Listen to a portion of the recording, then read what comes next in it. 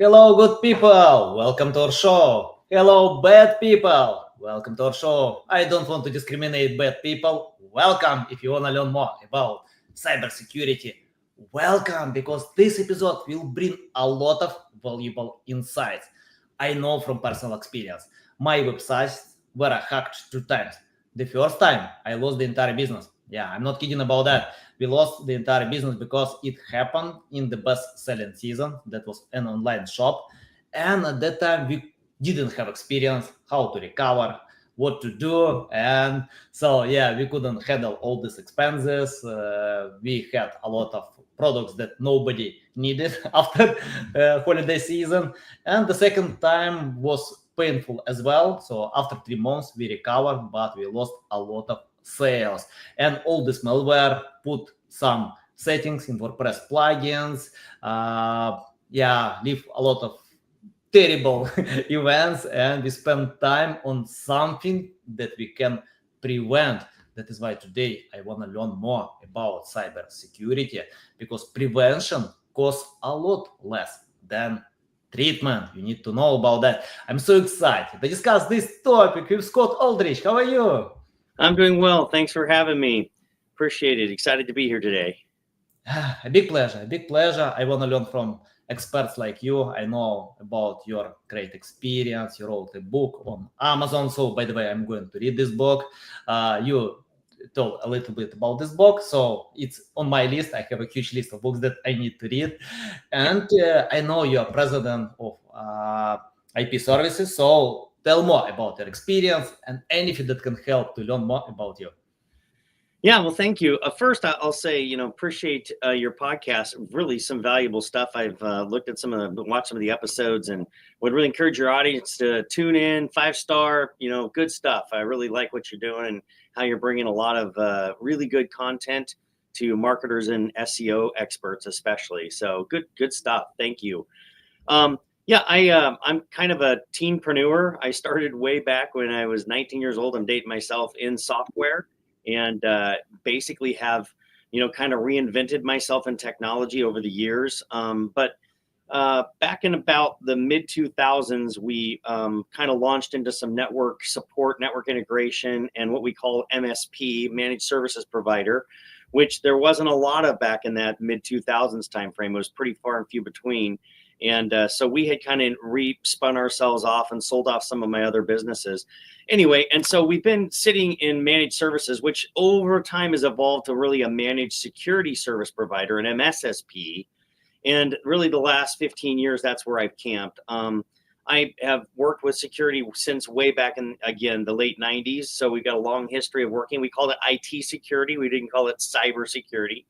And of course, as we all know, the world has evolved over that time. I not only been running my own MSSP business for the last 20 years, but specifically have really camped in helping author and be a part of thought leadership and best practices around IT management practices and cybersecurity. And so we had a series of books, the VisibleOps series. I was involved in producing those. And then, of course, more recently just released here the VisibleOps Cybersecurity Edition, which is part of a series that's sold over about 350,000 copies across the globe.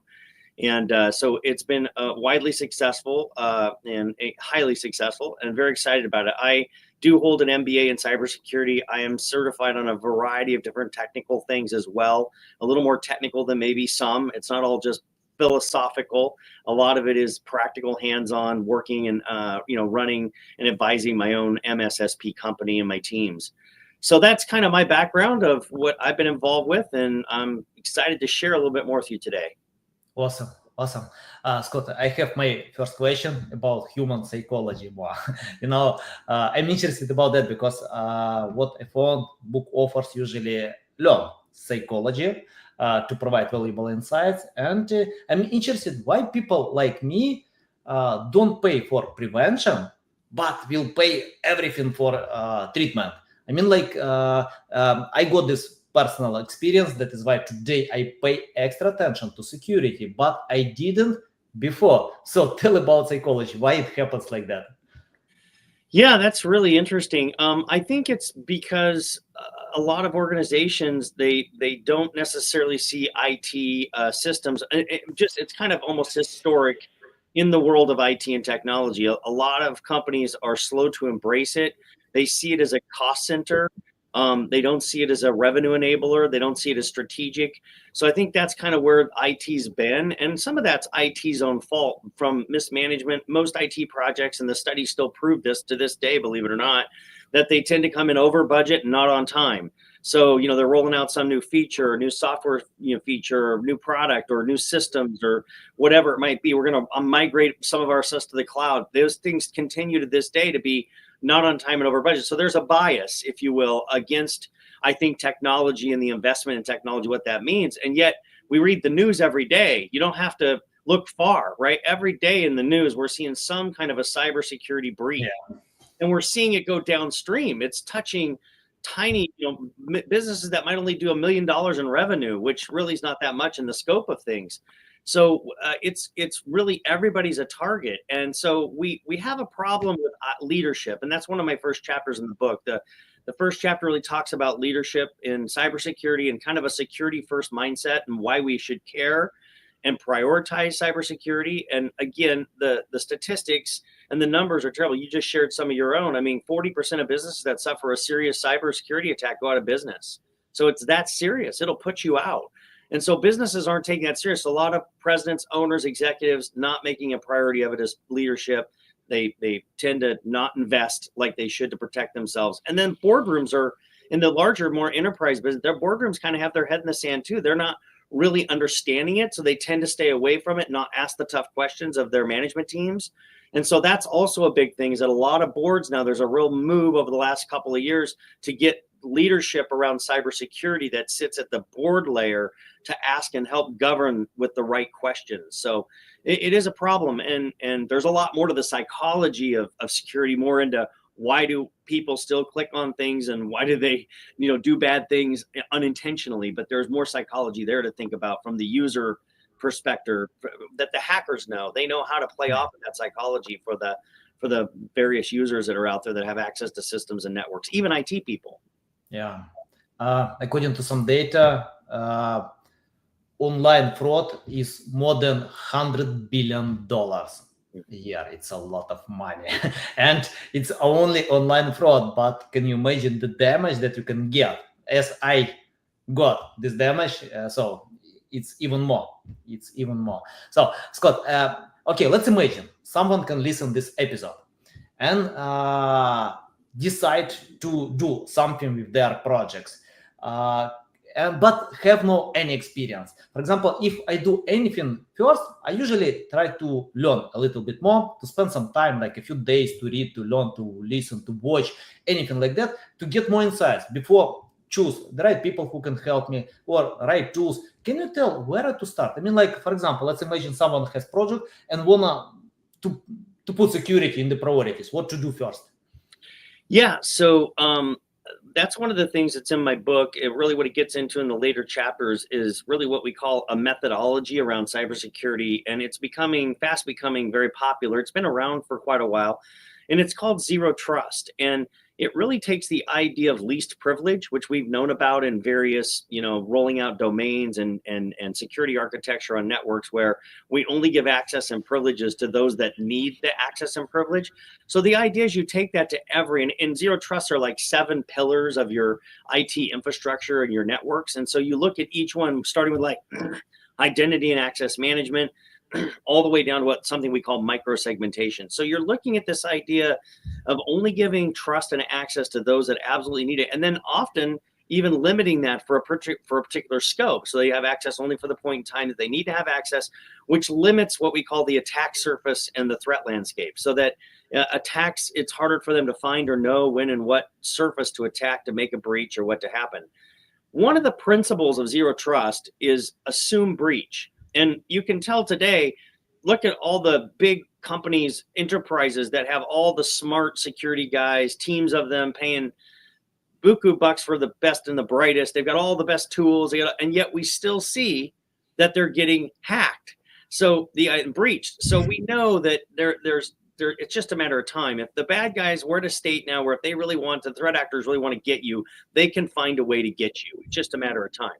So we assume breach. And so if we're going to assume breach, we have to go through the exercise of, okay, I just showed up. I've got the black screen. I got the text file that's telling me I need to pay so much crypto because, and they want crypto. They don't want any other currency because they want it non-traceable. And I'm telling me I got to pay a bunch of money in a ransomware attack, which is one of the most popular types of threats that we read about. So if that happened, what would be the best response? The best response would be, no, thank you, threat actor. We're not going to pay you. And we know that we have what we call immutable backups, which are air-gapped. And explaining that, these are backups that are not just streamed to the cloud or to another site, or they're not just backed up on your local system or whatever. These are backups that are backed up. They're scanned for malware. They're scanned for ransomware. They're completely set apart from your network. So we're not talking about, your CIDIP, your pipeline, or doing, Chef or Puppet where it's doing little snapshots. You've got to get a complete full backup of all your infrastructure, your data, into a place where it can't be touched. And then you need to have a couple of things to consider. Then you got to think about what we call your RPO and your RTO. RPO is your recovery point objective. So when's the last time we snapshotted or streamed our backup? Is it 4 hours, every 4? Is it every day? Is it every 2 days? So we need to know at what point in time we want to be able to be backed up. And then the other thing is the RTO, which is what is the recovery time? How long will it take us to get our systems back online and stood back up? And some people can suffer a day, some a half a day, some 5 days, some 7 days, depending. So there's different things to consider as you're working on your backup. So I know I'm spending a lot of energy on encouraging people to understand and know backups, as simple as everybody thinks it is. There's a lot of assumption. A lot of people, oh yeah, we're backing up, we're good. And they told me that they're safe. We need to really know, we need to trust but verify that we have truly immutable backups that we can restore, and we have a plan to do it. That's the number one thing to start with first. Secondarily, there are a couple of basic kind of, I would say, necessary cybersecurity defenses that you must have in place. The 80% of all threats or hacks or attacks or breaches come from the end user.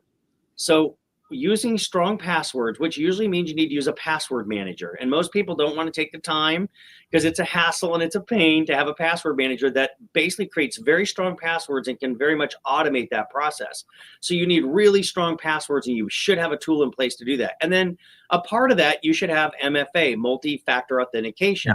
Got to be careful about MFA because these days they're figuring out lots of ways to hijack the MFA codes from both your SMS, your text strings in your phones, and from your email. So they call that centralized MFA. You really want a decentralized MFA solution, meaning that it's using some kind of an application on your phone, your mobile phone, because it's actually using crypto. It'll tie to the MAC address of your phone, and it'll actually have a crypto key. And then, of course, the system that you're using with, of course, advanced MFA, it has it. So it's a shared key system that's constantly connecting itself to make sure that your zero trusted access to the network is verified. So MFA at a minimum, and then really advanced MFA is another piece. And then one more thing I would say that's kind of foundational, and that is, there's, rather than the old anti-spam, anti-malware days where we all had the antivirus software and we put the latest on, we run the update because we get a notice that there's new malware out there. And so they play, cat and mouse. Who has the better one to protect or defend the latest malware that's been released by the bad actors? Same thing's true of ransomware and some other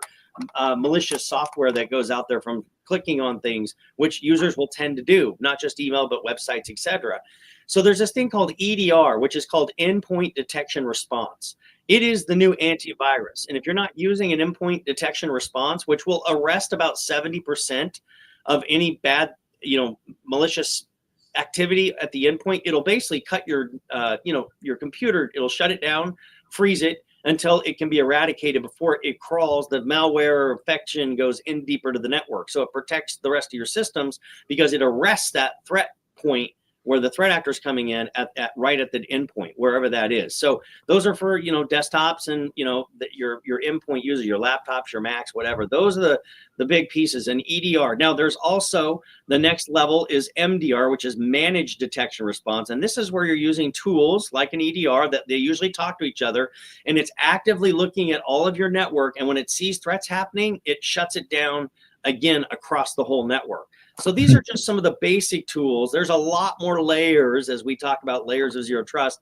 And that really is the best practice in cybersecurity, is adding every layer you can possibly add practically and reasonably, and continuing to evolve your cybersecurity program so that you put yourself in your best defense. So those are just some basic things that I would speak to. Yeah, nice. You know, I'd like to recover in 3-5 days, but I spent 3 months, you know, to recover from my last attack, because it's not simple just to clean this malware. We developed from the scratch many things, you know. We couldn't find all gaps, you know, flaws. So yeah, guys, it takes a lot more time, you know, in many cases.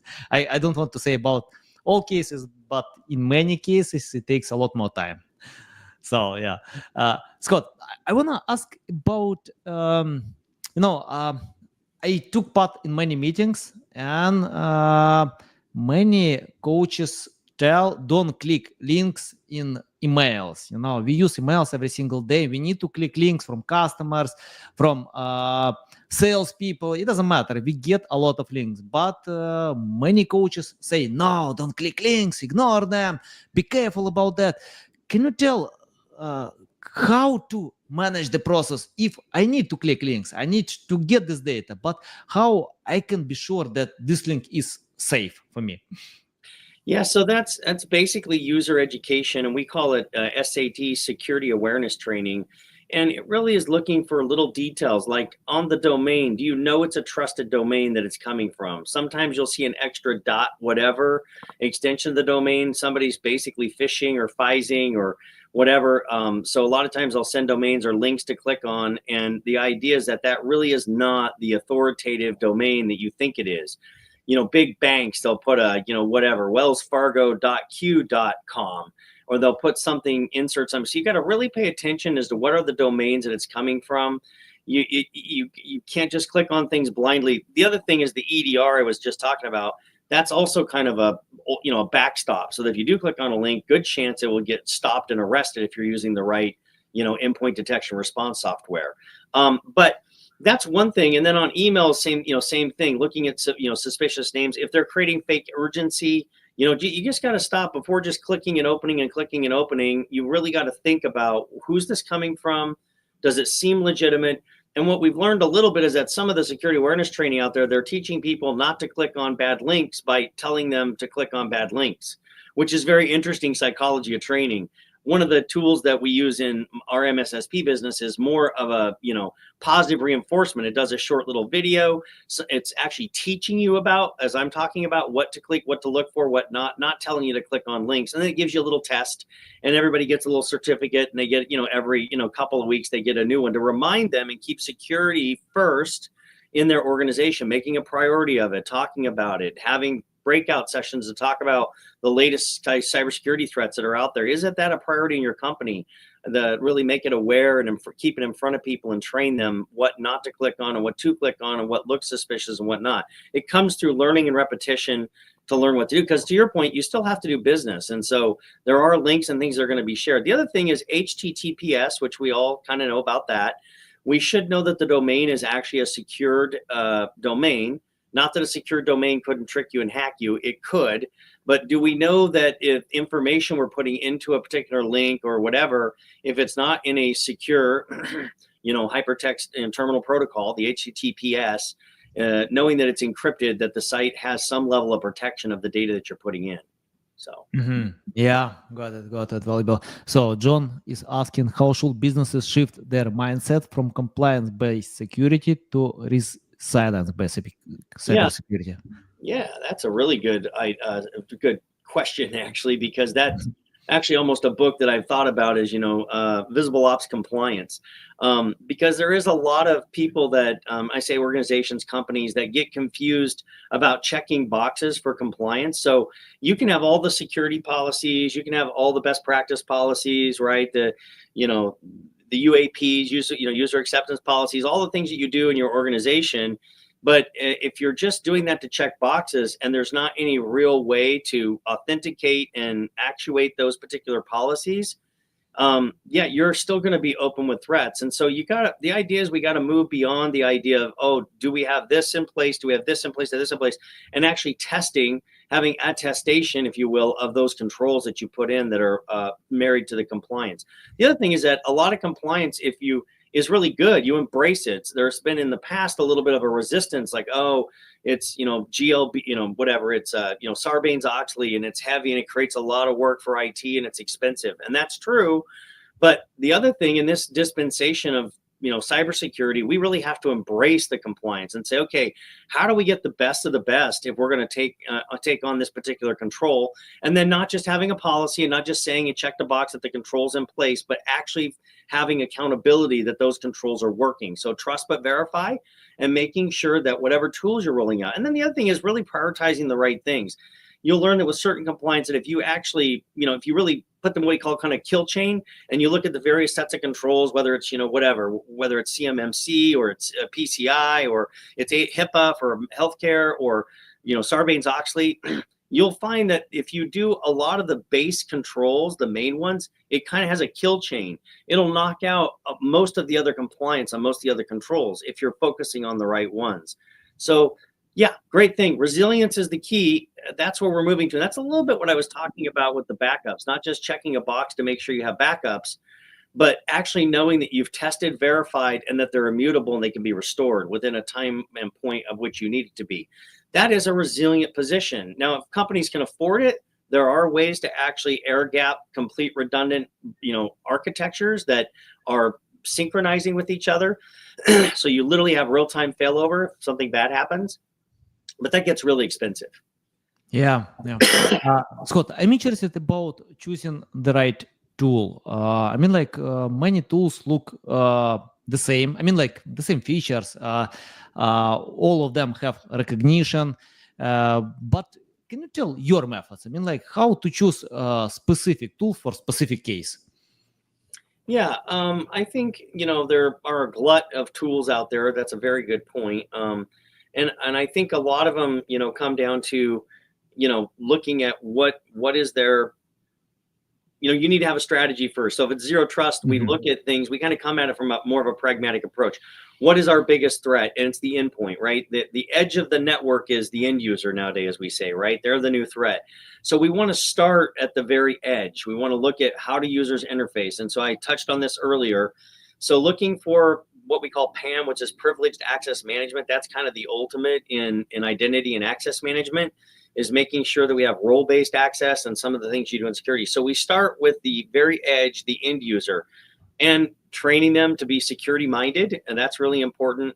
And so as I spoke to that, looking for something that's not just having you click on a bunch of bad links, not to click bad links. So look for tools that are actually educating people and rewarding them almost psychologically for, being interested in reading, completing, and understanding something. It gives them a certificate.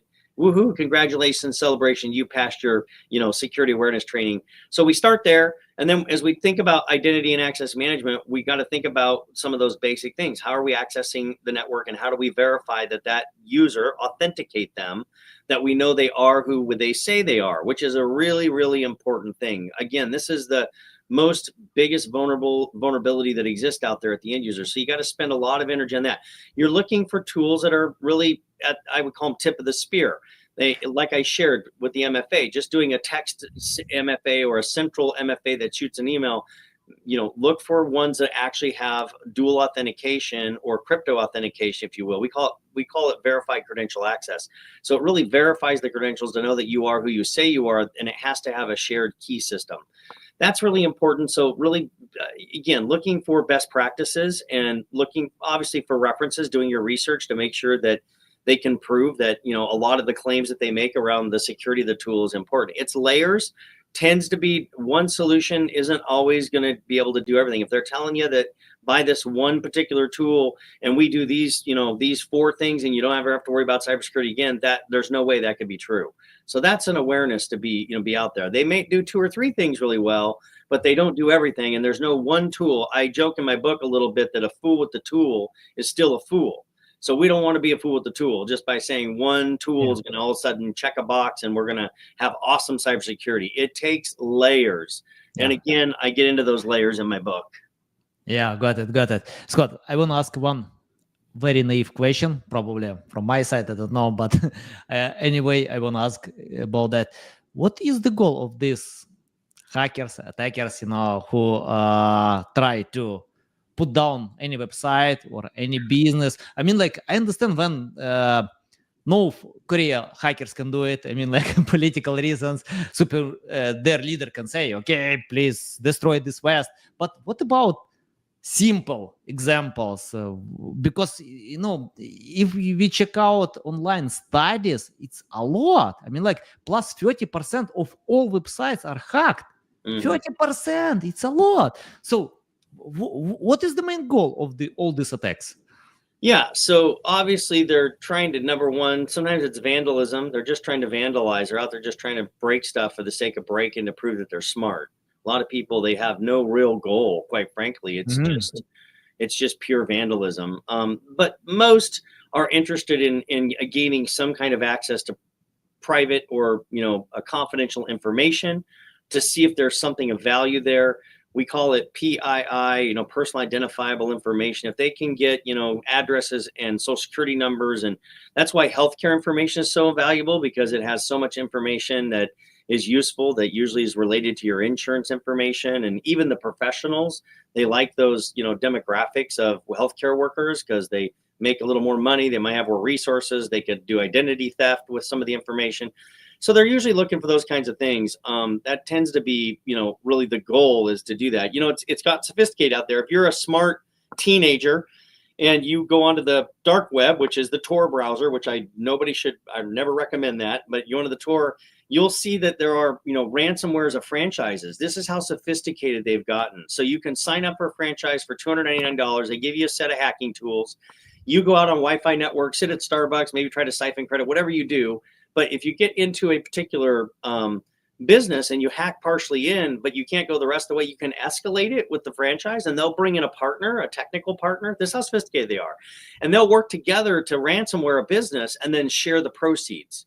So it is that sophisticated that they're trying to get data and valuable information from individuals. So yes.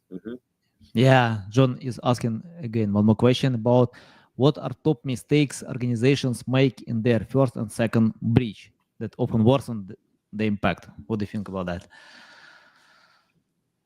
Oh, so you're talking about decisions that they make after a breach? Is that what we're talking about? I mean, so they've been breached, I guess, to understand the question. So they make in their first or second breach that worsen the impact. I see. Okay. So number one is they're not actively monitoring their network or, actively scanning for, threats that are happening on their network. They react because they're so concerned about getting back up that they kind of overlook that that's their opportunity to put the right practices in place. And you spoke to this earlier. Companies will spend so much money and effort, back to the kind of the budget and investment in cybersecurity. After a breach, they'll throw anything at it because they're desperate. But proactively ahead of time to prevent breach, they tend not to spend the money and the dollars of what it is. So again, they will tend to not isolate the systems, really get to root cause of where the hack came from, where the breach came from, and then isolate, eradicate it, and then prevent it. So you really got to look at that. And there's some basic things that you look at in cybersecurity from what we call the SOC, or the Security Operations Center, that's doing the active monitoring with the various tool sets. One of them is called MTTR, which a lot of acronyms in our world, but that's an MTTD. And MTTD is mean time to detect. Can we detect something's going on nefarious on our network within a few minutes? That's a really important metric. And then if we do, how fast can we respond? And so there's a lot of automation that we get into in those procedures where, obviously AI is involved. You can now, isolate much quicker, and basically freeze a particular attack or stop the spread of the particular malware. There's a lot of things you do, but basically a lot of them just failed. They delayed to basically disclose the incident. A lot of state laws, a lot of national laws will tell you that if you are breached, you've got to disclose it, and you need to know what your laws are there. So that's an often mistake that can be very damaging to business. So you're actually better off to take the hit and make sure everybody's aware what's happened and what you've done to remediate it, which means you really need to have had, a remediation. You need to make sure you've contained that breach, as I talked about, so that, it, in fact, we know it's not going to spread, and we've eradicated it, and we've prevented future, attacks or various, downtime or failure or whatever it might be. And then preservation of data. That's a big mistake people make when you get really involved some of the red teams and they're getting their hands on trying to figure out what the heck to do. A lot of times it's really important not to just erase and wipe hard drives. You unplug things from the network so that you can do forensics, because that will help you make sure that in the future you truly can prevent something from happening if you truly know the root cause of what caused the breach or the malware or whatever it might be. And so that's really preserving the evidence is a pretty important thing. And then a lack of a response plan. A lot of organizations, and I spoke about this earlier on, really being able to say, no, we got breached, we got hacked, we know how to isolate it, we know who's going to get involved, who gets notified. We are able to respond, and we have a plan to be able to respond and follow the plan that we actually put in place. That's really important. So yeah, communication is always a thing in times of crisis. Communication is key. Communicating with our customers, communicating internally, having other people. If we know it's starting to spread and we've got other people clicking on, bad things and causing more breach in the midst of a breach because we didn't even communicate because we're keeping a secret that there's a breach. So internal and external communications are really important. And then, I don't know, probably, blame shifting happens a lot where people try to blame different stuff, and that doesn't do any good. So there's just a lot of things like that. I could go on, but I hope that answers some of the questions John brought up. Yeah, I hope as well. Yeah, because I got the answer. And Scott, let's talk about AI. Can you tell how AI can impact today to cybersecurity? Because I can't avoid this topic, and any episode we usually touch AI, how AI can impact to different occupations, niches. But what about cybersecurity? Yeah. I mean, AI is like the double-edged sword of AI. I mean, one of the things about AI, and one of the things I'm working on in a new book that's actually going to be called VisibleOps AI. But I'm not just addressing it from a cyber perspective. I'm actually addressing it more from an executive perspective, because if you're not engaging AI, you are behind, right? It is the future. You need to be using it. There's efficiencies that you gain. I am all for AI and pro AI. However, like anything, back to kind of the fool with the tool is still a fool. If you just roll out AI and you don't have governance around it, you don't know what levels of AI, or it's vetted that it's safe AI, what information you're putting in there, the ethics that AI can present, it can hallucinate and create weird stuff that's not appropriate or is irrelevant or makes you look stupid when you're trying to look smart. Just some different things in AI. So you got to be careful about that particular thing. Now, as AI relates to cyber specifically, as the threats are getting more bots and more intelligence and how they're phishing for people and all this stuff, AI can help keep up with that at a pace that, human intervention or human defenses can't. So we're using AI to be able to look for unusual login behavior, heuristics across the network, and that's partly how some of the EDR, MDR can automate its response. We're looking at insider threats, things that are happening once they're in the networks. A lot of times breaches will happen, or threat actors, they'll breach a network.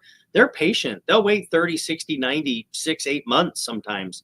Matter of fact, that's part of the problem about immutable backups. They'll get in there and they'll find out where you're backing it up. You're streaming it offsite to a cloud. You think you're safe. They sit there. They learn that you're putting them off to that cloud. And if it's not fully protected, immutable, and encrypted, they'll then encrypt your backups. So it's like, oh, we got backups. We're good. We were told we got backups. No, you don't.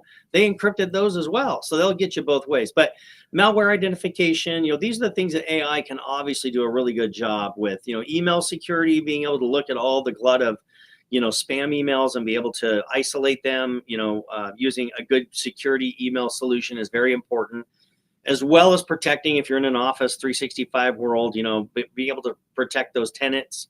Because there's a lot of potential weaknesses in the configuration of Microsoft 365 tenants that people don't know about, and they create holes and loops that people can get in there and siphon and create relays on email and all the bad stuff you can do. So, and reducing alert fatigue. That's the other thing with AI, because it can look at false positive and know what's real and what's not real, because there's so many thousands, and firewalls, most of them will have thousands of attacks. I mean, you read stories about a guy who put up a honeypot, which is basically a firewall that's misconfigured, up on the internet. I was reading a story, and within 3 days he had over 2 million attacks on that firewall. Now that's how many bots are out there scanning. So being able to look through that information intelligently, fastly, efficiently with AI can really give you a good leg up on your defenses against the bad threat actors out there. Yeah, amazing. Love it. And Scott, I have my final question about the future of cybersecurity. I remember when, I don't remember exactly the episode, but I listened to one podcast when the policeman said, we develop our technologies to catch criminals, but they developing their technologies to avoid this question. So, and I think it's the same with cybersecurity. Tools can grow, update. You mentioned about that you are going to publish a new book or update your book. So basically, you develop this or update technologies. What about the future? How do you see? I mean, like, because each year cybersecurity is growing, but the number of attacks, the number of hacked websites are growing as well. So your prediction about the future? Yeah, so the future of cyber is, quite frankly, without being an alarmist, it's scary. And the reason it's scary is because we're all hearing about quantum computing, quantum computers that can do millions and millions and millions of transactions, very small, space, capability. It's pretty crazy. So one of the standards, what's kind of been the de facto standard, is what we call 256-bit encryption.